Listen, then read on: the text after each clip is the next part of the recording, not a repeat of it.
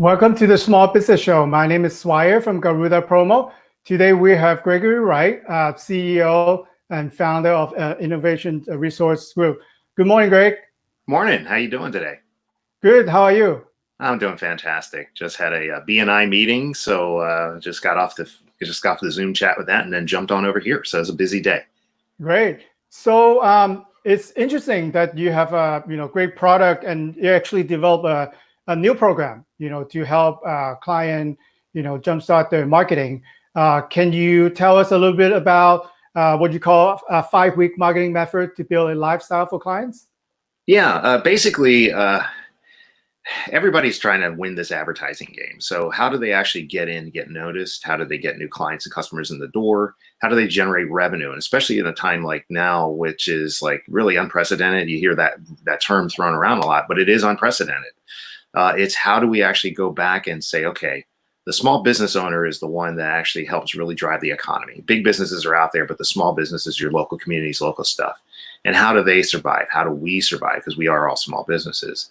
Mm-hmm. So I came up with a unique approach to actually help with finding the hidden money in businesses so that we can be profitable. The key thing is we are experienced doing things that are what make our businesses grow, but then we forget the little things, and we might miss a few things. We might miss those emails. We might miss those customers and how we can acquire clients.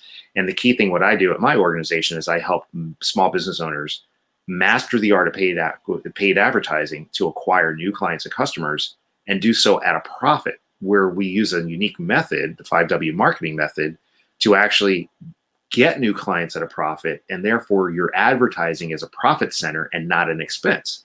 Because most people look at advertising and say, how much do I have to spend? I hate doing it because I don't know where it's going to go. I don't see the return on investment. We flip it around and we actually run the numbers so that we generate a guaranteed profitability. We run it through a formula that I learned from one of my mentors. And we run it through the profitability formula so that we know what our key performance indicators have to be, so that we can say if we're at those numbers and below, we can be guaranteed nothing but profit, especially when we scale. And a lot of people may hear scale and not understand what scaling is, but that's increasing your budgets or increasing markets or going into new verticals and making sure that your profit margins stay at that same number or better. Mm-hmm.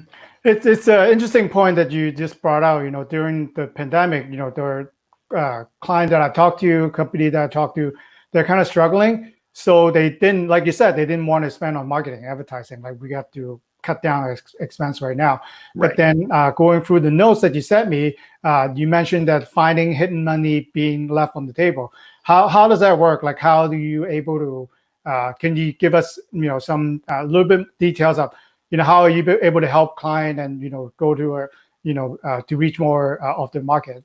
Right. Well, what's really neat is in bad times, everybody pulls out of the marketplace of advertising. So when you're talking like Facebook ads, Google display ads, the different networks out there of advertising channels, even radio, TV, print, people pull back. They think, oh, I got to conserve cash. And this is actually the time to really double down on it, because you need to be able to, one, stay in front of people, but you have to have the right offer, the right audience at the right time to be able to get them into your marketing and sales process, or marketing sales funnels, which you call that. So when we talk about finding the hidden money, it's really finding, like, let's take an old email list. When was the last time people have actually emailed their customers that wasn't all just spammy promotion? When is the last time that they made an offer that made sense for them, their ideal clients? And let me actually take one more step back. Yours and my income is directly proportional, meaning we are directly related to the number of offers that you put into the marketplace is equal or better to the number of sales that you make. That revenue is directly tied to how many offers are you putting out there. Now, offers don't mean slashing your prices and doing things and special promos. It could be packaging things together that are complementary products or services. Mm-hmm. And it's making an offer to somebody, say, hey, come do business with me. And you can do it and a lot of people don't like it. They don't feel like a used car salesman, but you can package an offer in a non-sleazy, salesy, used carsman kind of way and just make more offers to people to be able to do business with you. But it has to be preceded by the value that you put into the marketplace. By teaching and educating people about your product or service, instead of focusing on the product or service, where most marketers, most advertisers, most business owners do, focus on the problem or the solution that you can provide people. when you understand, like if I understand that, you're having, let's just say, you are having a supply chain issue, right? Mhm. If I give you a tip on how to solve your supply chain issue, you're going to be like, wow, that helped me. Wow, I trust this guy. Wow, now I like this person. So your value that you give in terms of helping somebody in a circumstance, or providing solutions to that, it just makes that know, like, and trust factor go by so much quicker. They're now more or less resistant to participate to any offer that you may be able to make to do business with you. And that's how we find the hidden money. We go back and we revise old email lists. We put Mhm. together just because sales. We call it in my business, we call it a 4-day cash machine, where we can make a specific offer and it's good for a period of time and it has a deadline sequence to it. And the marketing automation goes in to remind people of this offer to get them back in, because we're all distracted. Even though some of us are sitting home doing nothing but watching YouTube videos, we are distracted.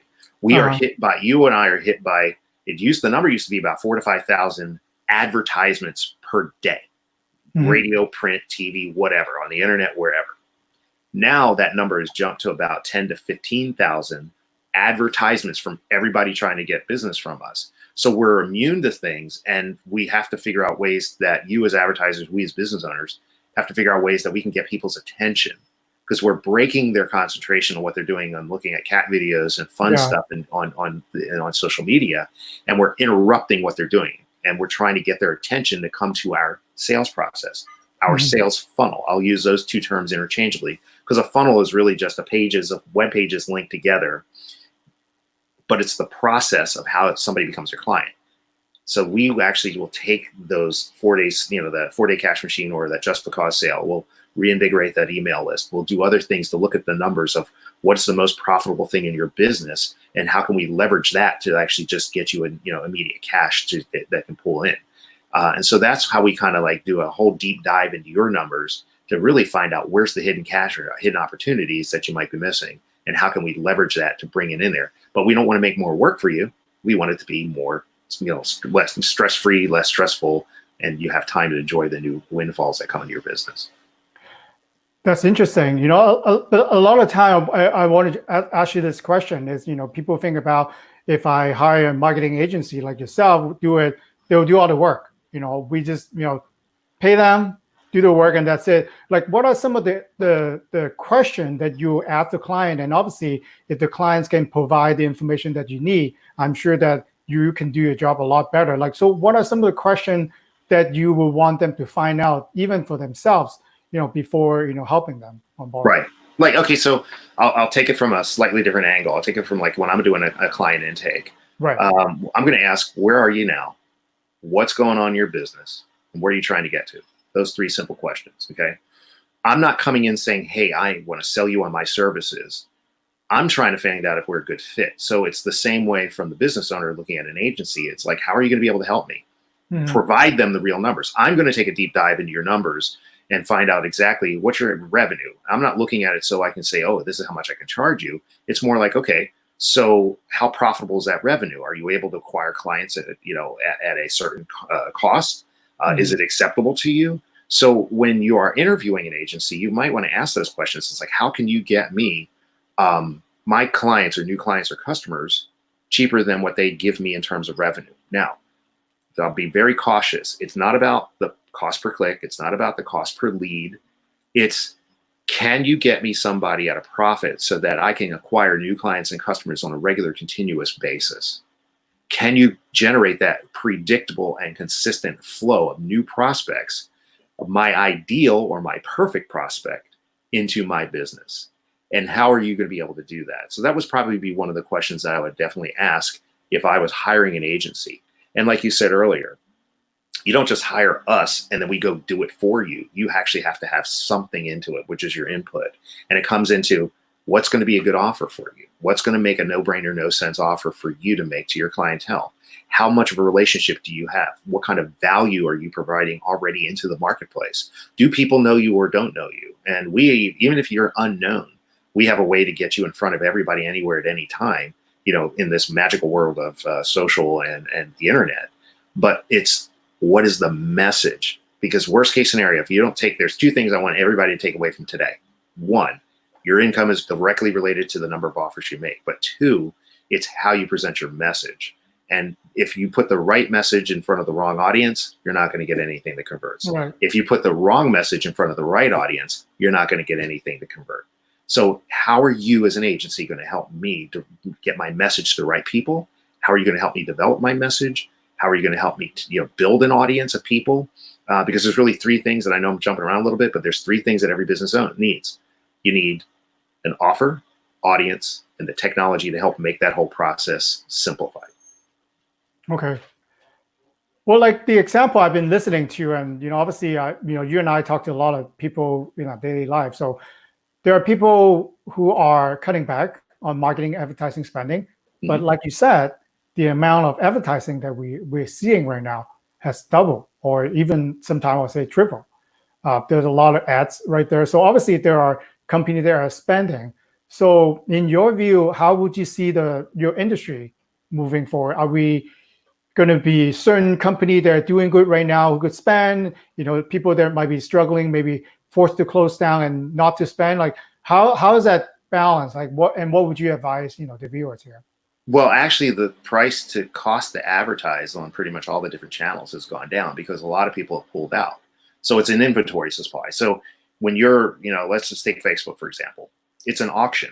When you put an ad in Facebook, you are paying to get a slot to be able to be put in front of people on their news feeds, all right? So it's a slot. Now, it just depends on how many other people are either in your industry or how many people are competing for that particular audience. If you're selling shoes, your audience is like anybody likes shoes, but you're also competing with somebody that's selling shoelaces, somebody who's selling shoe polish, somebody who's selling shoe shine, somebody who's selling soles to resole their shoes, somebody who's selling pants and accessories to go along with their shoes. So you're competing with other advertisers who are also competing for the same audience. However, they may not be selling the exact same thing as you, but they're selling something that's complementary or something that will go along with it.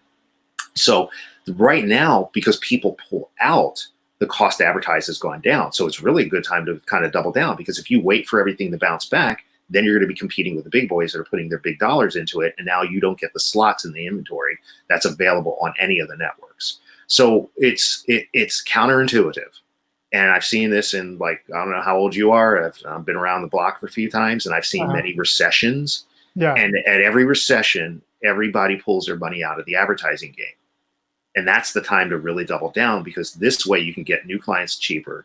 You can get your message out in front of them. Again, if you have the right message with the right offer and the right audience, you can get known and get some of that money that's out there for you to grow and keep your business afloat, or even grow and expand your business. It's risky.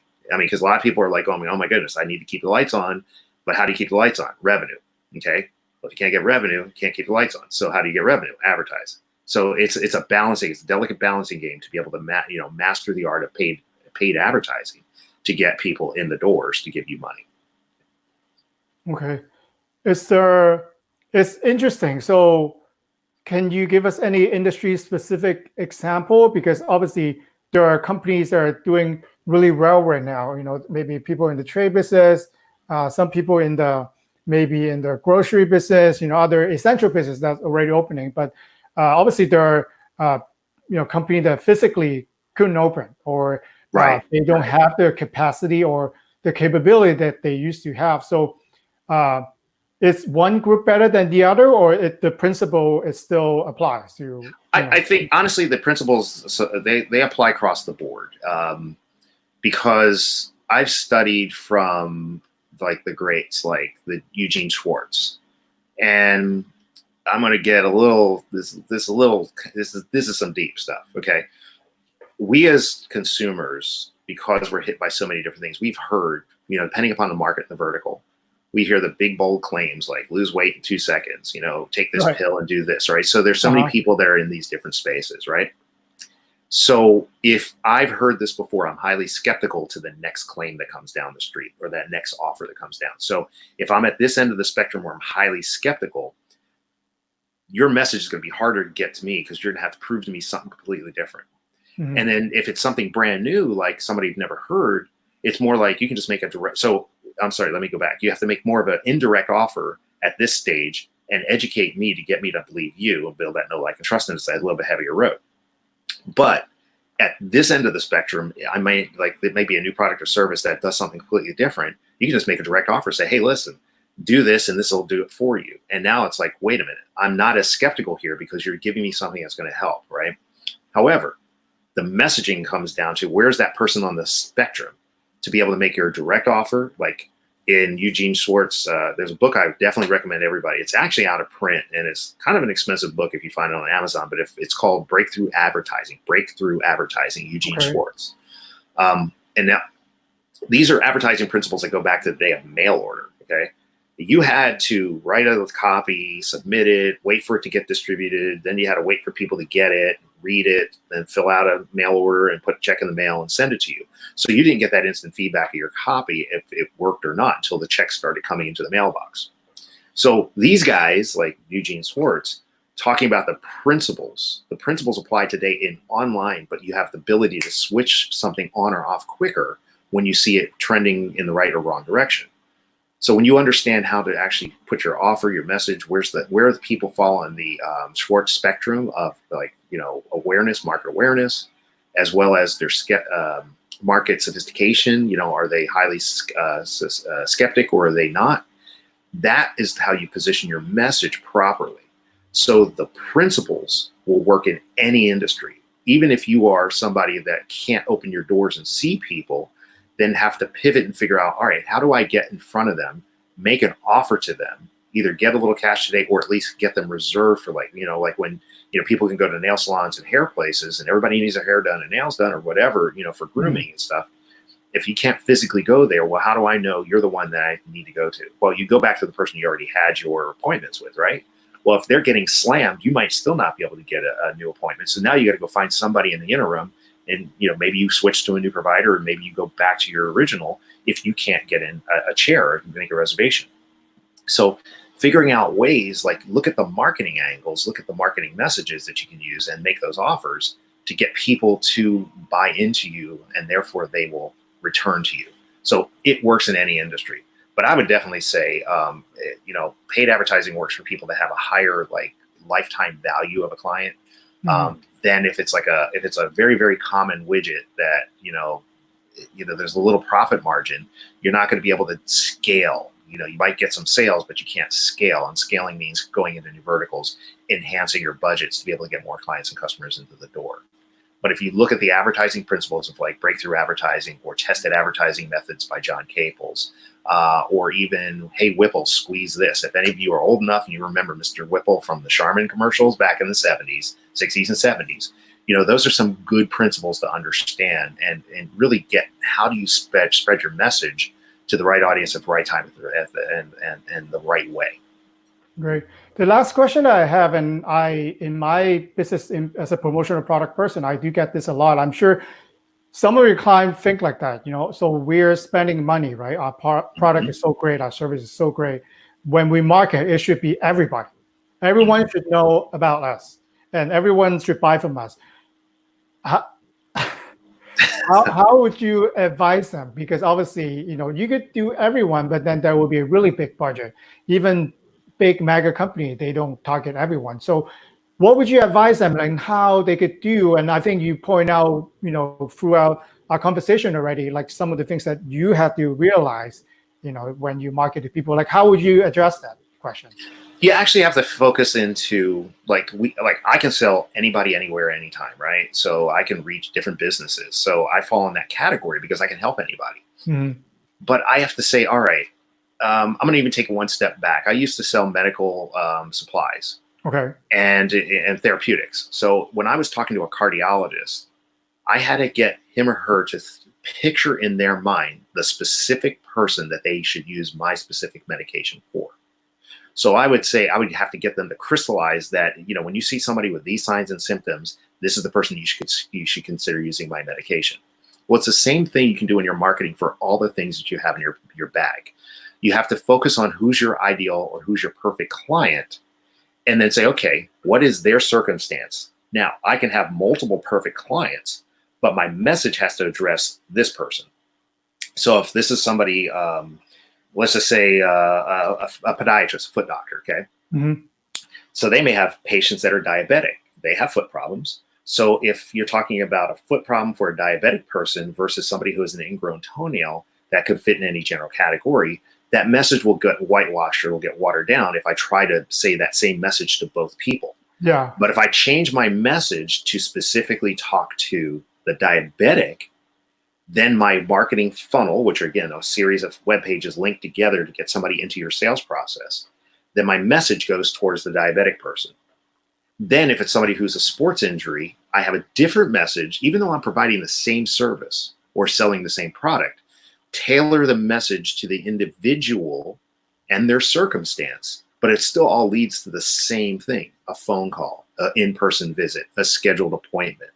So break it into parts. Don't say everywhere, because as a matter of fact, the other day, I had a potential client who was a real estate agent, and that person was like, "Oh, I can sell everywhere in Southern California." I go, "Well, you're going to be very ineffective." Anyone want to buy a house?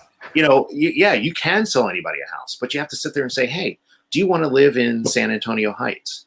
I have the knowledge on how to get the best home there for the best value. Do you want to live in Baldwin Hills? Do you want to live in Beverly Hills? Do you want to live in whatever area, whatever neighborhood?" Mm-hmm. Focus on that neighborhood that the person is laying awake going, "Oh my gosh, how am I going to afford a mortgage in Beverly Hills? And I want to live in Beverly Hills or the Heights or wherever." Okay. Focusing your message on what their conversation that's already in their head, 30, 60, 90, 100 and some odd days before they're going to buy from you or become a client of yours.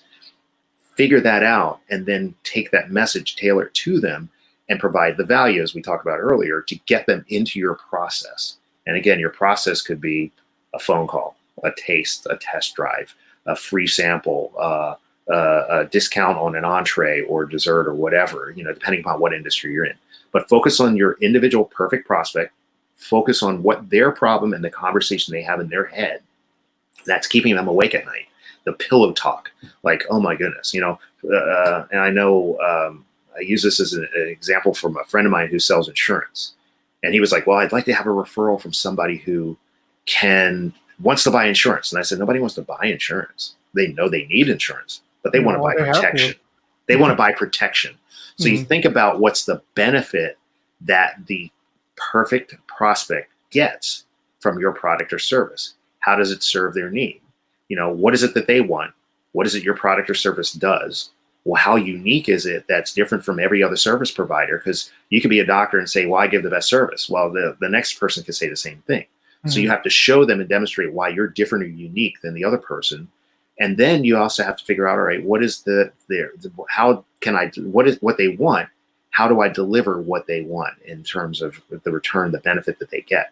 That's how you tailor your message to them. You build that know, like, and trust factor. It gets them and pulls them and magnetically attracts them to you. And you just can't take one advertisement and think it's going to get the phone ringing. You have to have multiple advertisements going on. And you could do that at a little cost too. And it's not that much of an expense. And like I said, we turn advertising into a profit center and not an expense, because we focus on ROI, meaning that if you give me $1, I'm modeling a $2 return on that ad spend. You get your $1 back and you make $1, right? And once we get that stabilized, then we figure out ways that we can optimize it so that we can get maybe $3 back or 5 or 10 or 15. So we figure out a way to actually help you be profitable from day one so that you can continually acquire new clients. And so even if you don't hire an agency and you do it yourself, you have to calculate what your key performance indicators or your KPIs so that can I acquire a client less than the amount of money that they give me? And if you model it for a minimum of 2 to 1, let's say you sell a $50 product and you want to get somebody in the door, well, the maximum you can still sell that or acquire that client for would be $25 to still maintain that 2 to 1 edge. So you have to figure out your numbers. Maybe you want a 4 to 1, maybe you want an 18 to 1, whatever that number is. But you figure out what those numbers are, and then you keep them in check so how do you pivot? Are you still staying profitable? Are you not? And that's what we do as an agency. And we work with our clients to actually help them build a lifestyle, because more revenue at a better profit margin equals a lifestyle. Well, I love your response on figuring out the buyer persona. This is exactly what I've been telling them. If you know why they want to buy it and not what you want to sell them, you get a lot better chance. And if any viewer would like to schedule a free consultation, this is the web address. You can contact Gregory. If you like the show, please go ahead and like our Facebook page and subscribe to our YouTube channel. Promise to bring more experts like Gregory here to talk about marketing and how to run a successful business. Thank you so much for your time, Gregory. Love to have you on the show. Thank you. Thank you for the invite today. Enjoy. All right.